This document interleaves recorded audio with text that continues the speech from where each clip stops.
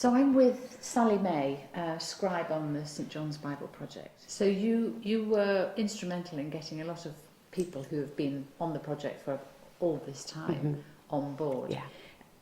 I think, am I right in thinking that you all trained at the same place? And how important was that to you and to, obviously, to the people that you asked Donald and helped Donald to get? I don't think we thought about it as being specifically from where I trained. It was the people who were at the top of the profession at that time, who happened to come from Roehampton, many of them. But we had a huge long list, and a lot of them were people that Donald had worked with a lot, and he knew, and were, you know, high up in the craft. And a lot of people couldn't do it. They weren't in a position to do it, didn't want to do it, you know. So gradually the list became less and less. And Brian actually is, I think he's known Donald the longest. They went to college together. So there was this connection with Brian, and we didn't know Brian. So it was a mixture, but it just so happened that Sue and myself went to Roehampton, but Susie didn't. So it's a mixture. Can you tell me a little bit about the sort of practicalities of working with, you know, quill pens, vellum, you know, a sort of evolving art, as it were, for you? Well, again, it was. This hasn't been done in modern times, you know. I think that's what you're kind of asking. How you know? So we didn't really know about the vellum, how we were going to get it, what quality we needed, etc., etc. So, you know, we had to go through that process of going to the parchment maker. So Donald and I would go off to Newport Pagnell. We'd talk to the parchment maker, because there's only one in England. There aren't many in the world.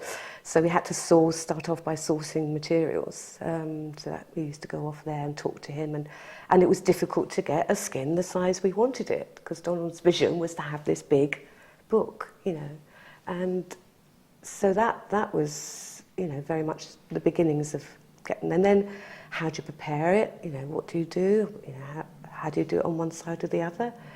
And there's a shed out there, I don't know if you've heard this story, which was a very dirty, dusty shed when I first came here. And that's where I was put to prepare the vellum. And we called it the scutching shed, because it was like a scutching process that Donald's brother said. So I used to be out there in this little shed, preparing this vellum. I used to think, my God, you know, what am I doing? And then this preparing the vellum became, again, such a loving thing, because all of a sudden one realised that this was the start of it, and that responsibility for preparing it, so that when the scribes sat down, they had something, you know, wonderful to write on. So, you know, all those things started to build up, but we had no idea when we started. And you say, you know, timing is everything when it comes to something like this, and it was the right thing and at the right time for you. Looking back now, would you have changed anything from that first call that you had from Donald, do you think?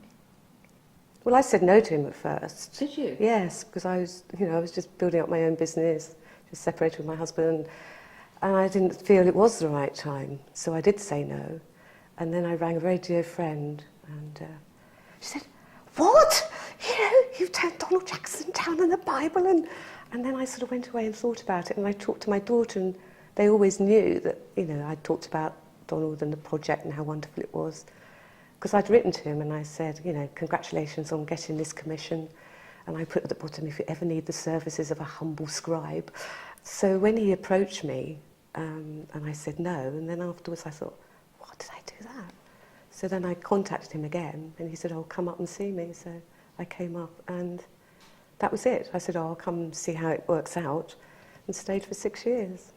But that's what life does, doesn't it? The door opens, and you go through the door. Yes. And also a sadness in a way, I suppose, because, you know, it's finished. I'm actually not sad about it being finished. Maybe it's because I finished my part 5 years ago. I'm sad about when I finished 5 years ago, and the way it finished for me 5 years ago. Sad about that. But I'm not sad at the moment. In fact, you know, for me it's a really good closure. Joy. A joy, yeah. But life is about both sides. So there's, you know, there's the great and there's the sadness as well.